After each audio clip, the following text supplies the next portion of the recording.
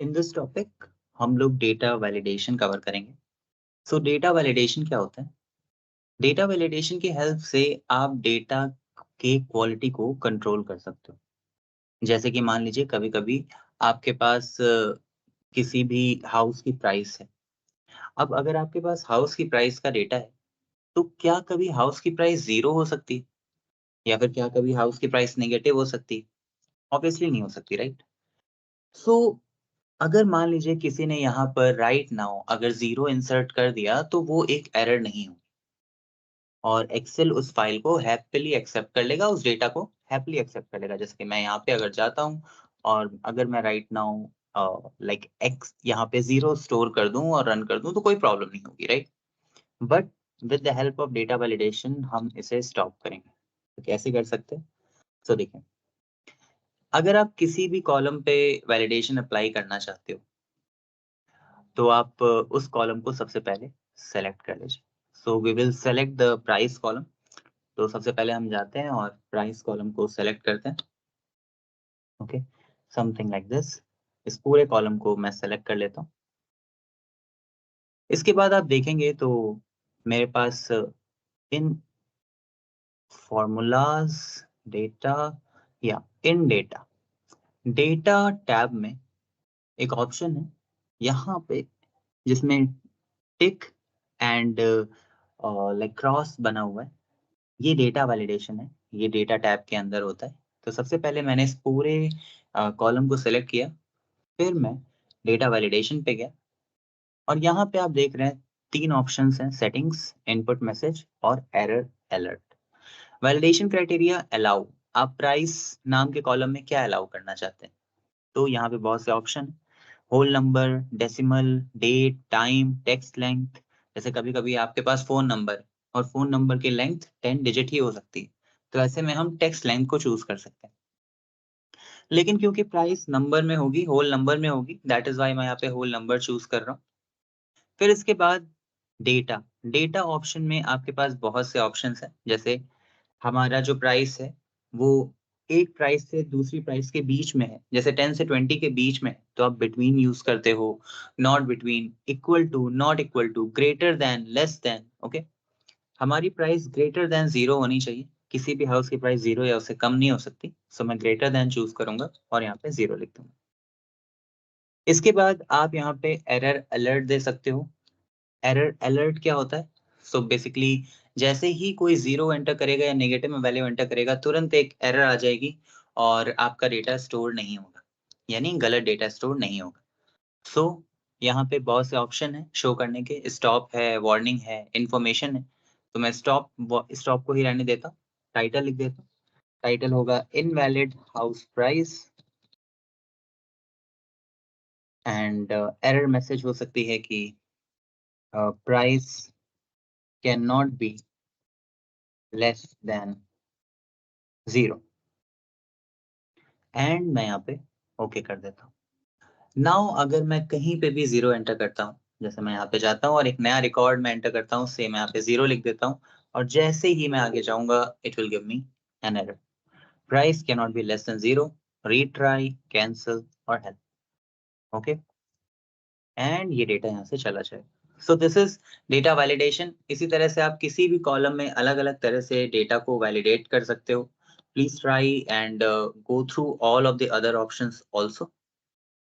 इसके साथ-साथ हम लोग अपने एक और टॉपिक पे आते हैं, व्हिच इज़ कि जब भी आप कभी भी डेटा वैलिडेशन करते हैं, तो जैसे प्राइस है, अब राइट नाउ मैं चाहता हूँ कि प्राइस में डेटा वैलिडेशन तो हो ही, लेकिन अगर कोई प्राइस पे होवर करे तो उसे एक मैसेज भी आए कि इसके अंदर वैलिडेशन क्या लगा हुआ है।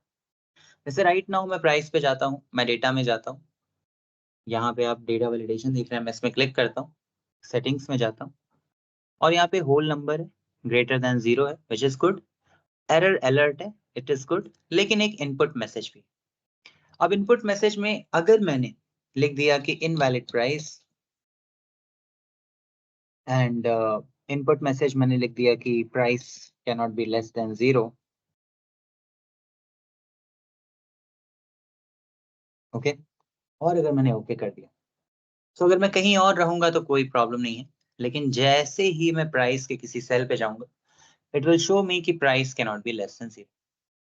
ओके, और अगर आपको इस तरह के वैलिडेशन रिमूव करने हो, हटाने हो, तो आप वापस से पूरे सेल को सेलेक्ट करिए, डेटा वैलिडेशन पे जाइए और यहाँ पे क्लियर ऑल का ऑप्शन आ रहा है, आप क्लियर ऑल कर दीजिए, ओके कर दीजिए, तो ये सब कुछ रिमूव भी हो जाएगा।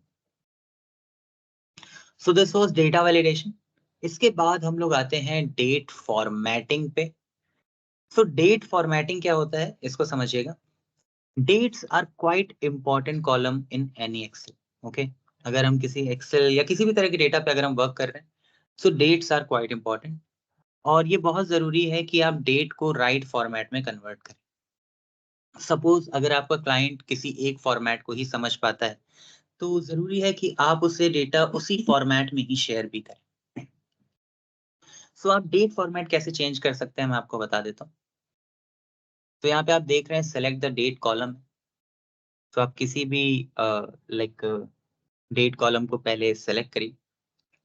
Okay, so let's select this column, date column.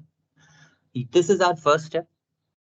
इसके बाद आप देखोगे तो आपके पास बहुत से फॉर्मेट्स आते हैं, मैं आपको यहाँ पर शो कर देता हूँ। जैसे ही आप डेट कॉलम को सिलेक्ट करते हैं, डेटा टैब में नहीं, होम टैब के अंदर, this tab, in this tab, home tab, आप देखेंगे यहाँ पे डेट नाम का फॉर्मेट आ रहा है। यानी कि ये जो डेटा है इसका फॉर्मेट डेट। लेकिन यहाँ पे और भी कई फॉर्मेट है, जैसे general, number, currency, short date, long date, more number formats. So आप मोर नंबर फॉर्मेट्स पे जा सकते हैं और यहाँ पर आप देखेंगे तो जनरल, नंबर, इस तरह से अलग अलग कैटेगरी आ रही है। इवन लोकेशन के अकॉर्डिंग भी आप डेट चेंज कर सकते हो। ओके, यहाँ पे आप लोकेशन के अकॉर्डिंग भी डेट्स चेंज हो जाती हैं। But we will use custom, हम कस्टम का यूज करेंगे। मैं कस्टम पे जाता हूँ और यहाँ पे आप जिस तरह से डेट प्रोवाइड करना चाहते हो उस तरह से आप डेट प्रोवाइड कर सकते हो। जैसे सपोज मुझे चाहिए कि डे आए, फिर मंथ आए, लेकिन मंथ जैन, फेब, मार्च इस तरह से हो और ईयर आपका 4 डिजिट्स में आए। तो मैं कुछ ऐसे लिख दूंगा, D D hyphen M M M hyphen Y Y Y Y. Okay, और जैसे ही मैं ओके पे क्लिक करूंगा, ये देखिए 2 मई 2014। तो इट्स प्रेटी इजी। अगर आप किसी भी अलग अलग फॉर्मेट में अपने डेटा को चेंज करना चाहते हो तो आप इजीली कर सकते हो। So this is how you can convert like your date. इसके साथ साथ हम लोग और भी अलग अलग तरह के फॉर्मेटिंग के साथ आ सकते हैं। जैसे अभी आपने जो देखा वो तो डेट पे फॉर्मेटिंग थी, लेकिन अगर आपको कोई कंडीशनल फॉर्मेटिंग करनी हो, कंडीशन के बिहाफ पे कोई फॉर्मेटिंग करनी हो, तो वो कैसे कर सकते हो आप? सो देखिए, Excel has ability to format data based on condition. Condition के बिहाफ पे आप फॉर्मेट कर सकते हो अपने डेटा। जैसे suppose we want top 100 priced houses to be formatted. मैं चाहता हूं जो टॉप 100 प्राइस्ड हाउसेस हैं, ओके, उनका फॉर्मेट थोड़ा अलग हो। तो वो कैसे कर सकते हैं, देखिए, मैं प्राइस पे जाता हूँ और इस पूरे कॉलम को सिलेक्ट करता हूँ और यहाँ पे आप देख रहे हैं कंडीशनल फॉर्मेटिंग। अगर मैं कंडीशनल फॉर्मेटिंग पे जाता हूँ तो यहाँ पे टॉप बॉटम रूल्स हैं, जिसमें टॉप 10 आइटम्स हैं, टॉप 10% है, ओके, डेटा बार है, कलर स्केल। सो आइदर आप इनमें से कोई एक सेलेक्ट कर लीजिए या फिर आप अपना एक रूल बना सकते हैं, खुद का न्यू रूल। सो अगर मैं न्यू रूल पे जाता हूँ, मैं क्लिक करता हूँ, तो यहाँ पे बहुत से रूल टाइप आ रहे हैं कि format all cells based on their values, format only cells that contain, format only top और बॉटम रैंक वैल्यू। तो क्योंकि मैं स्टार्टिंग के टॉप 100 वैल्यूज को फॉर्मेट करना चाहता हूँ, तो मैं इस पे क्लिक कर सकता हूँ, फॉर्मेट ओनली टॉप और bottom rank value.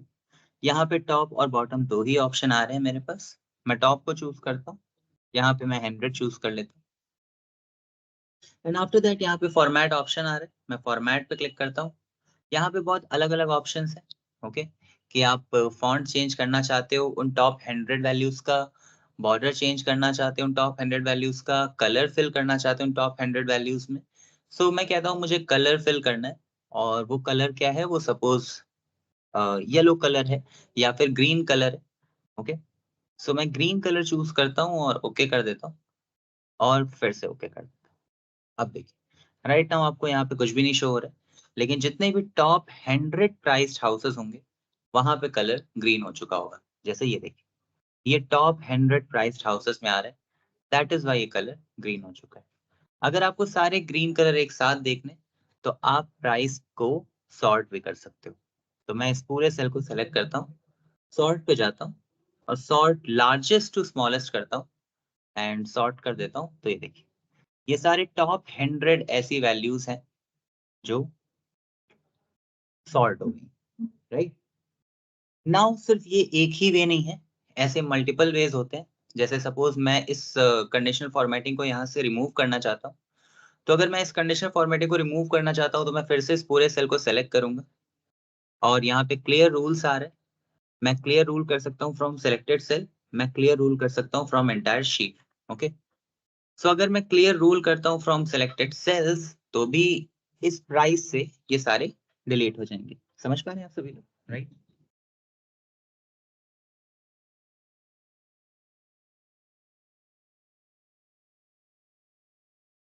Okay, now if I want कि मैं और अलग-अलग तरह की कंडीशनल फॉर्मेटिंग करूँ, जैसे कि मैं इस प्राइस को सेलेक्ट करता हूँ, कंडीशनल फॉर्मेटिंग पे जाता हूँ, तो आप देखेंगे यहाँ पे डेटा बार्स भी हैं, कलर स्केल भी हैं, आइकन सेट्स भी हैं, अलग-अलग तरह के ऑप्शंस हैं।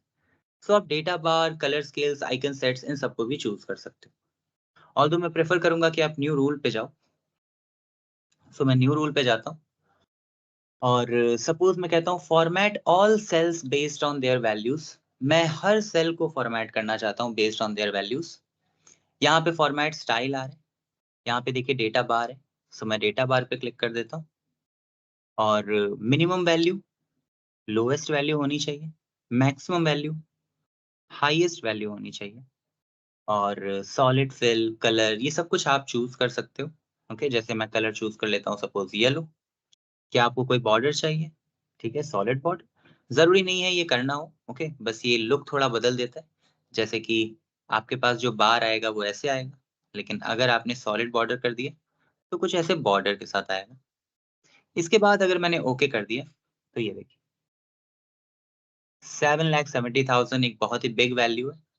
दैट इज़ व्हाई यहाँ पे एक बिग बार, लेंथ बार की बहुत बड़ी है और धीरे-धीरे लेंथ की बार छोटी होती चली जा रही है, right? So this is data bar, इसे हम डेटा बार कहते हैं। इस तरह से भी आप अपने डेटा को फॉर्मेट कर सकते हो। तो फॉर्मेट करने के मल्टीपल वेज़ हैं, जिसमें से एक आपका डेटा बार भी। And this is how you can also use colour scale. So do try color scale on it. Okay.